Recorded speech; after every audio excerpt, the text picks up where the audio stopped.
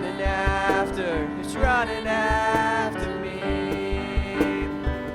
Your goodness is running after, it's running after me. With my life laid down, I'm surrendered now. I give you everything.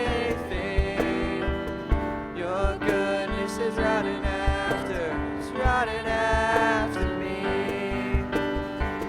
Your goodness is running after, it's running after me. Your goodness is running after, it's running after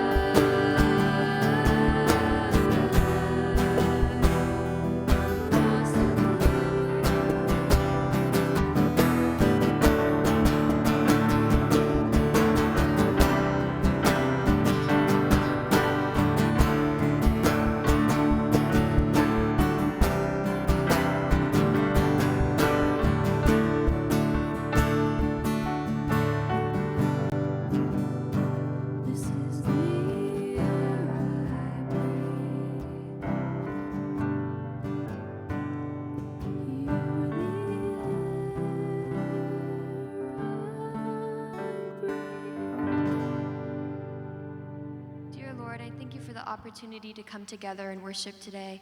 I pray that you would be our daily bread. I pray that throughout this week you would sustain us and help us to rely on you, and bless the words of our speaker today. Amen.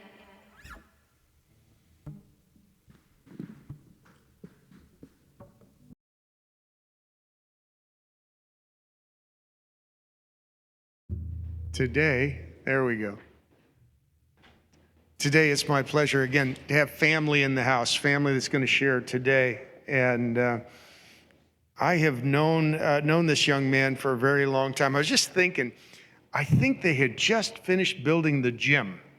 It was right about that time, and I see this little 2-year-old running around out in the gym, and went over, and by golly, it was a little boy named Shane. And Shane Byler, of all things, and I had the privilege of watching him grow up. Had the privilege of having him as a student, and I will say he's one of my best students. It doesn't mean he had the best GPA, though he worked hard. He didn't have the best GPA. Behavior-wise, yeah, he was okay. Yeah, he was all right. Maybe sometimes a little bit of a knucklehead, but that was all right. Always had a good heart. But what I mean by one of my best students is I've watched what he's done with his life and how he has followed Christ and had a desire to further the kingdom.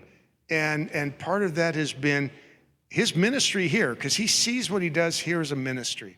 I can't think of anything I could be more proud of than that in his life. But there's a lot of things I could be proud of in your life. Would you please put your hands together for Coach Byler?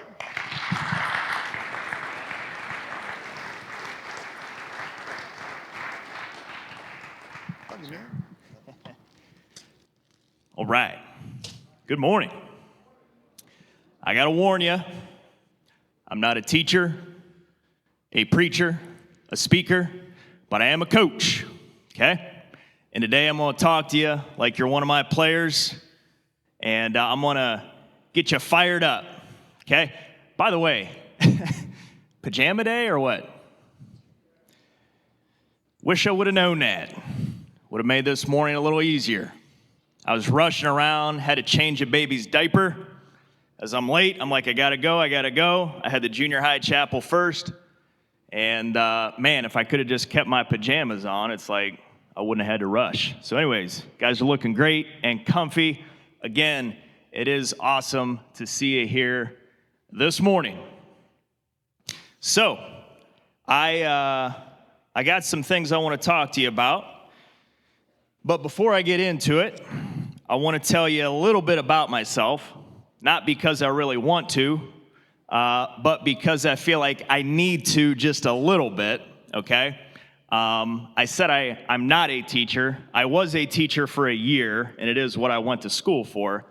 But when I was in the classroom, I really got to know the students and the people just like a lot more, okay? Just having that daily interaction. So, like, I know a lot of you, and I've definitely seen all of you, but I don't know you like as well as I want to yet, okay? So I'd invite you to come up and say hi at any point, stop in the office, and we can talk sports or anything, okay? But I also want to tell you about myself a little bit so that you know who it is that's speaking to you today, okay? So about me, real quick. Hartville, born and raised, okay? 30 years of my life, lived right here, rode my buggy to school, right, Mr. Miller?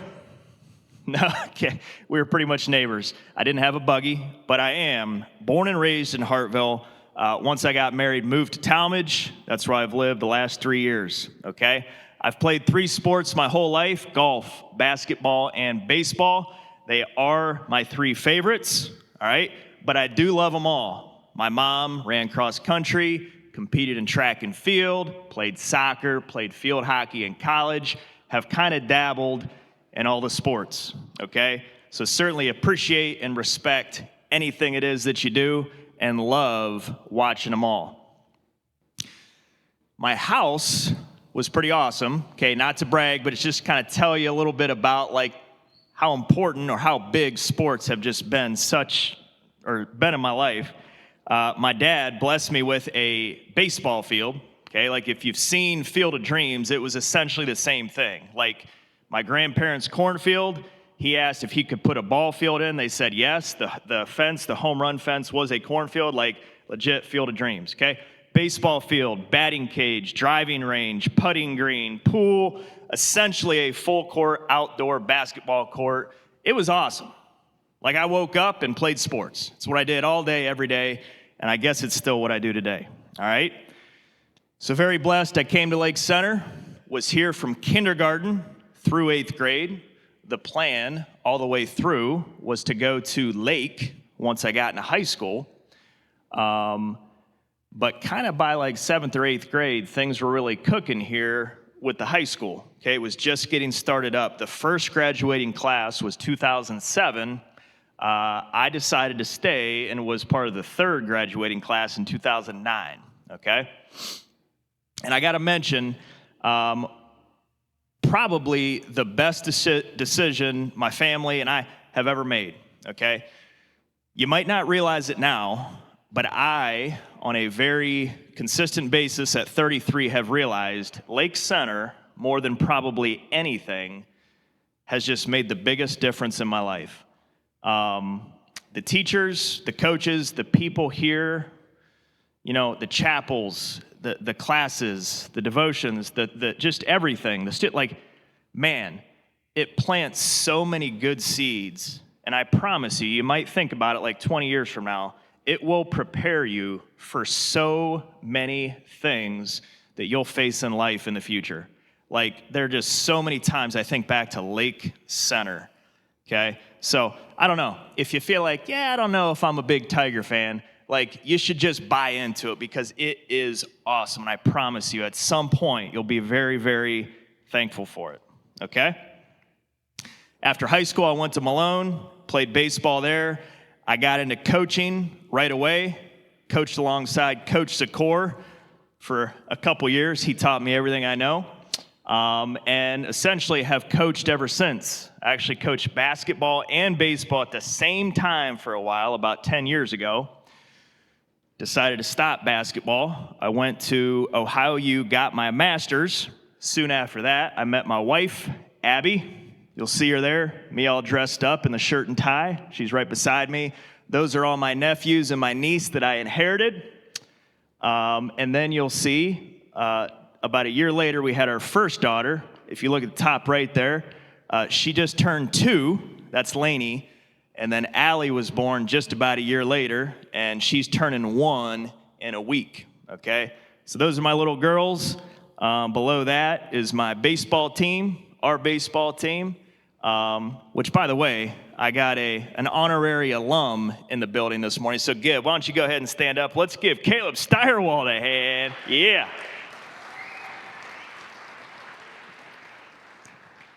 I had to pay him to come back, but he's here.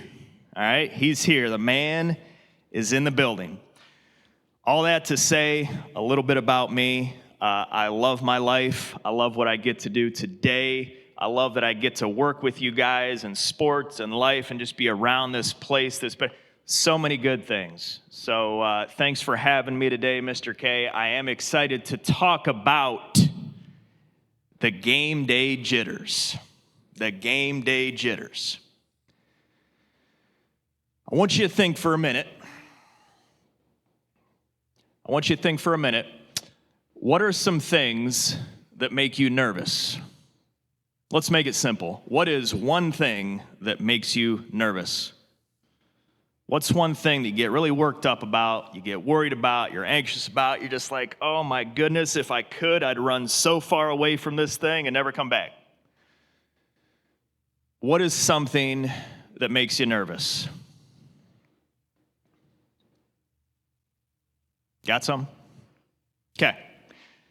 What is it about that thing that makes you nervous? What is it about that thing that makes you nervous? Is it the fear of the unknown? Is it fear of failure, embarrassment, disappointment? I don't know. What is it about that thing that makes you nervous? Hopefully you got some, okay? I'm going to give you a couple examples of things I've been nervous about in my life. The first one is speech meet. Ever heard of that? Woo! Yeah, some of you guys know. Whoa! Speech meet. For those that don't know, it's a thing we used to do here. Like I said, I love Lake Center. I did not like this, okay? Everybody had to get up in front of the class and give a speech, okay? And year after year, I don't know why I did this or why my parents allowed me to do this, but I did not practice until the night before, and I'd go up. Most people don't like public speaking. I definitely did not. And man, I just botched these speeches about bumblebees and flowers and everything. Like, oh my God, it was so bad. Speech meet. Woo! I used to get nervous about that, okay? Another thing is spelling bee. Somehow, and Mr. Miller can attest to this, and some of my former teachers. Let's see who's in here right now. Mrs. Martin, Mr. Meyer, Mr. K, of course. A couple former teachers of mine. You know, Mr. K mentioned I wasn't like the best student from a GPA standpoint, but I definitely put forth effort and did my best, okay?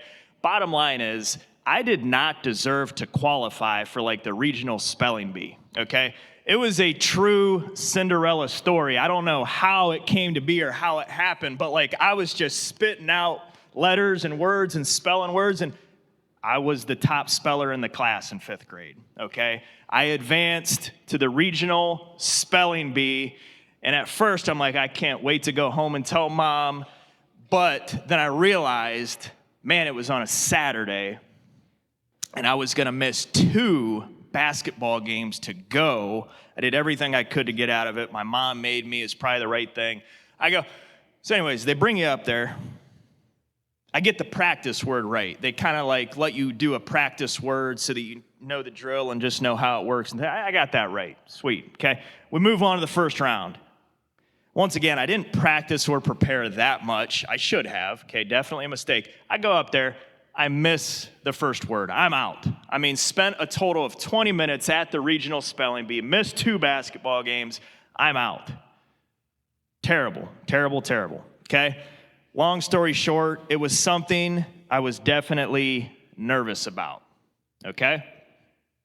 Couple other examples. A recent one, this past Saturday, Duke took on UNC in one of the biggest rivalries in basketball, okay? I'm a big Duke fan. Raise your hand if you are a Duke fan. Yeah, all right. More than in junior high. There were 3. If you are a Duke fan, Mr. Zakor, I thought you were. Everybody's looking, come on, man. Well, anyways, Duke fans, come on up. And only the ones that raised your hands, I got something for you because I love my Duke fans. So come on and get a mint. Yeah. All right. Yes, yes, yes, yes. Go Duke. Where's Xander? What? Gave up on the Dukies or what? Oh, my goodness sakes. Duke Blue Devils. I was a little nervous about the big game on Saturday, but guess what? Duke absolutely took it to the Tar Heels. One more example, next slide. Coach Calipari, okay? Coach Calipari, legendary coach. I mean, tons of wins, won championships, like amazing coach, okay? A lot of people might disagree with that, and a lot of people don't like him. Some people think like he cheated and he's just kind of slimy and he's just not that good of a guy. I don't know. But the bottom line is he's done pretty well, okay? Here's the story. He was at the University of Kentucky, okay? Decided to leave for various reasons and went to Arkansas, okay? That's school on the right. He went from a Wildcat to a Razorback, a rival conference school, okay?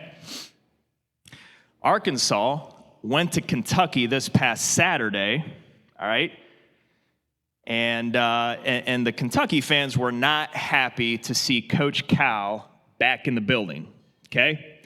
Coach Cal had to be a little nervous. You know, he wants to go in and do well. He wants to do well at his old school. He wants to prove him wrong. He wants to beat him. Probably a little bit nervous, okay? This probably didn't help, so go ahead. They're introducing the starting lineups, and you'll hear him introduced, and the Kentucky fans just boo him like crazy. He got booed, okay? And you see his red team there with all the blue fans. I mean, it'd be like if Coach Bright left the Tigers and went and coached the Mogador Wildcats. You can imagine. Let's just do it for fun. Let's act like, ready, 1, 2, 3, boo! Okay? We'd probably boo him, all right? But guess what? Guess what? Coach Cal, as nervous as he may have been, with all the fans hating him and wanting to beat him so bad, go ahead and show the next clip. This is what Arkansas did to Kentucky. Loose ball, good hustle, kicks it out, gets it ahead, throws it up, and wham! Woo! Pretty sweet, okay? There were no jitters about it. The Hogs took down the Cats, and just, it was awesome. So whether you're a Coach Cal fan or not, you got to respect the fact that he went in there with probably a lot of jitters along with his team and took down the Wildcats, okay? Those are a couple examples of jitters, of things that have made me nervous in my life, and just, you know, fun examples as well, okay? My question to you is, how do we overcome those jitters?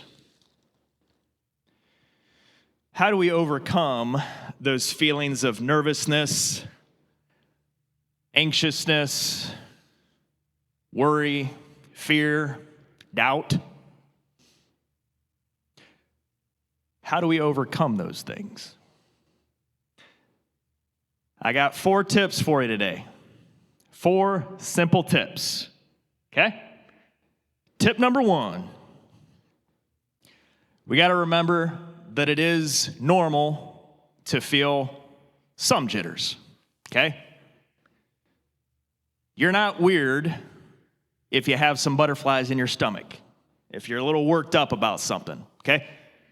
It's normal, so we'll just start with that. It is normal, and in fact, it's kind of a good thing that we're a little like, you know, because I don't know if they remember, but I know I've told my baseball team before and teams I've coached before that it's good if you're a little nervous. To me, that means you care, okay? You want to do well. You want to perform well, all right? So we just got to remember it's normal to feel a little bit nervous, okay? Number 1, acknowledge that. Tip number 2,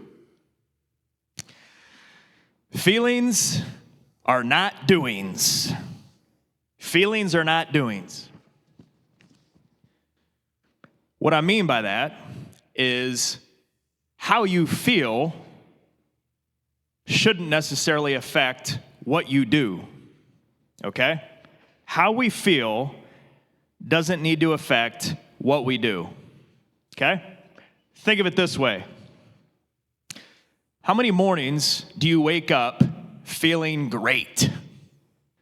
Feeling perfect, physically, mentally, emotionally. Everything is just clicking. You're ready to take on the world.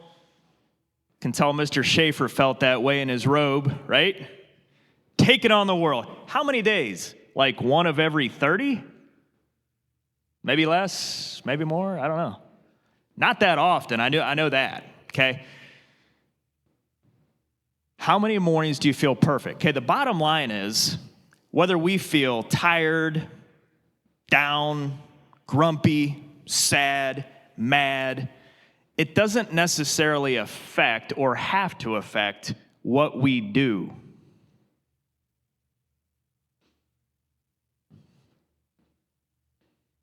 I can feel tired, but still do good, okay? I can feel a little down, a little grumpy, a little mad, but I can still treat people the right way. How we feel doesn't have to affect what we do, okay? Another thing along with that I think we need to work on is talking to ourselves rather than listening to ourselves, okay? And what I mean by that is last night at Manchester, the JV boys had a good game against the Panthers, came down to the wire. Lachlan Baker got fouled, went to the line, okay? And he knocked 2 big free throws down to essentially seal the deal, okay?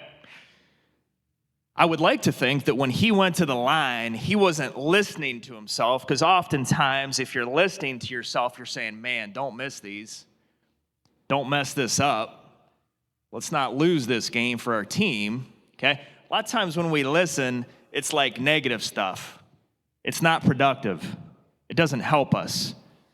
I'd like to think he was talking to himself. You know what?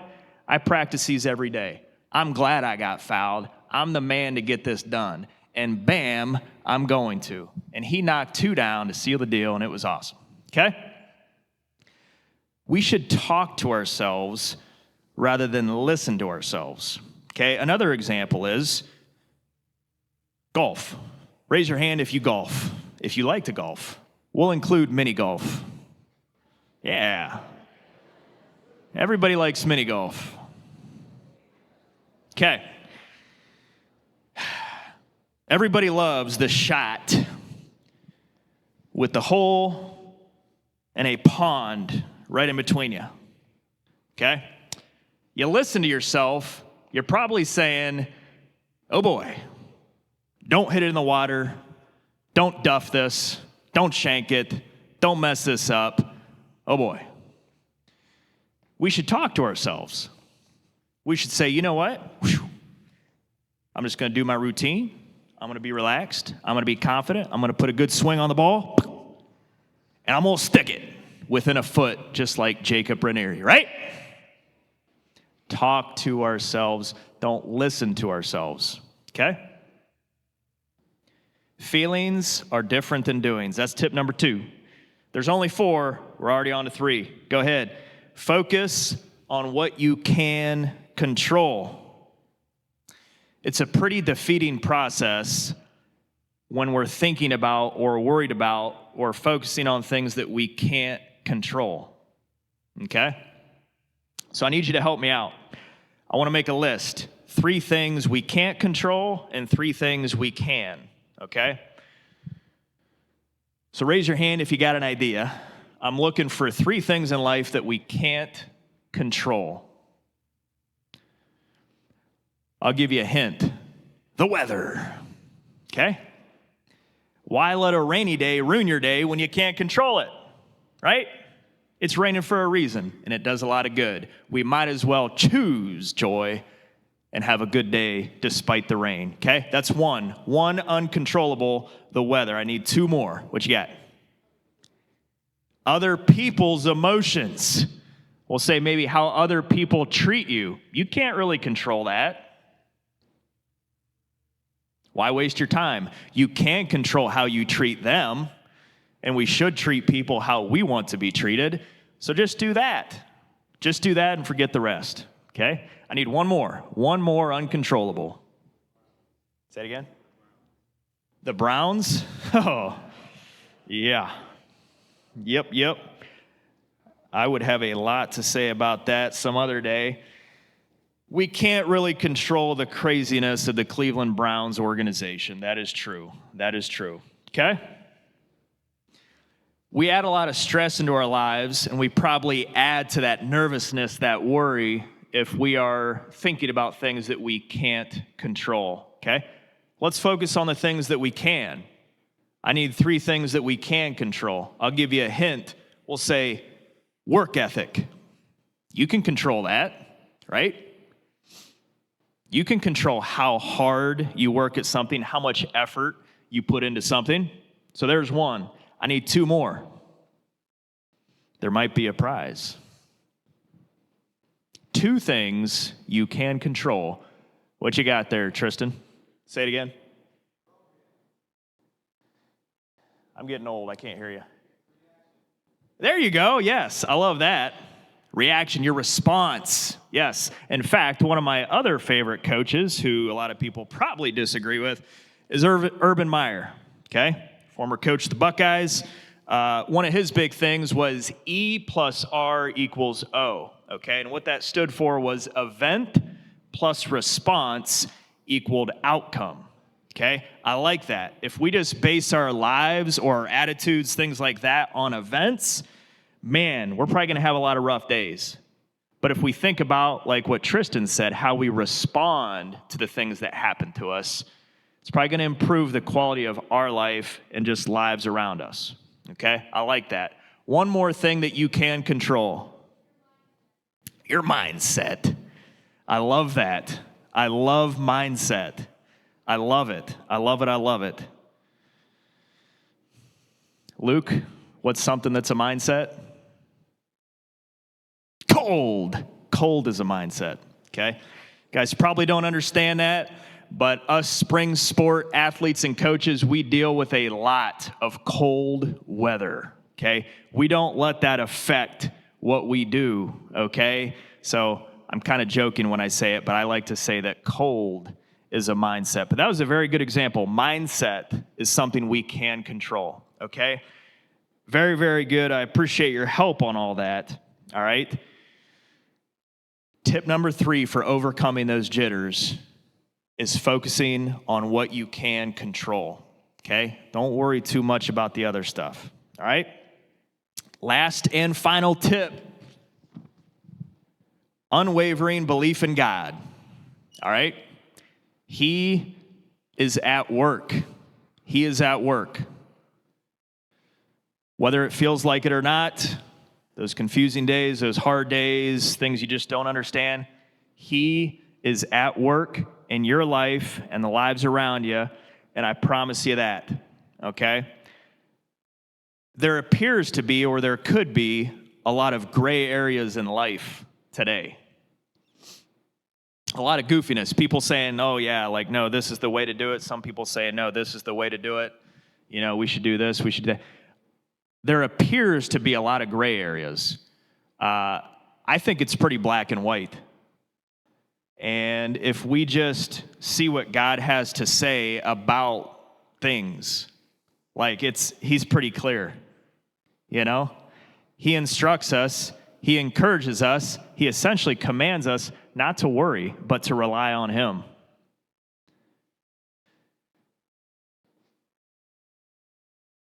When things are difficult, confusing, or don't feel right, I'd encourage you to see what God says about it.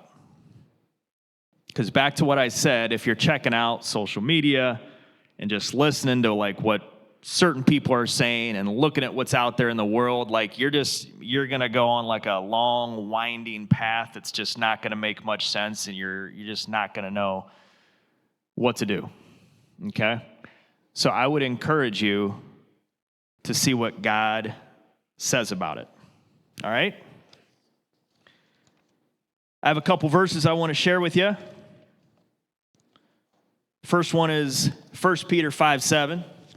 It says, cast all your anxieties on Him because He cares for you. Philippians 4:6-7 says, do not be anxious about anything, but in every situation, by prayer and petition, with thanksgiving, present your request to God, and the peace of God, which transcends all understanding, will guard your hearts and minds in Christ Jesus. And the last verse, one of my favorites, Proverbs 3:5-6, trust in the Lord with all your heart and lean not on your own understanding. In all your ways acknowledge Him, and He will make your paths straight. My 4 tips for you. Understand that it's normal to feel some jitters. Number 2, remember that feelings are different than doings. Number 3, focus on what you can control. And number 4, unwavering belief in God. He is at work. Even when it doesn't make sense, He is at work. And it's going to be all right. He will equip you. He will support you. He will give you what you need to get through whatever it is you're trying to get through. I promise you that, okay? Rely on Him fully, okay? That's all I got for you guys this morning.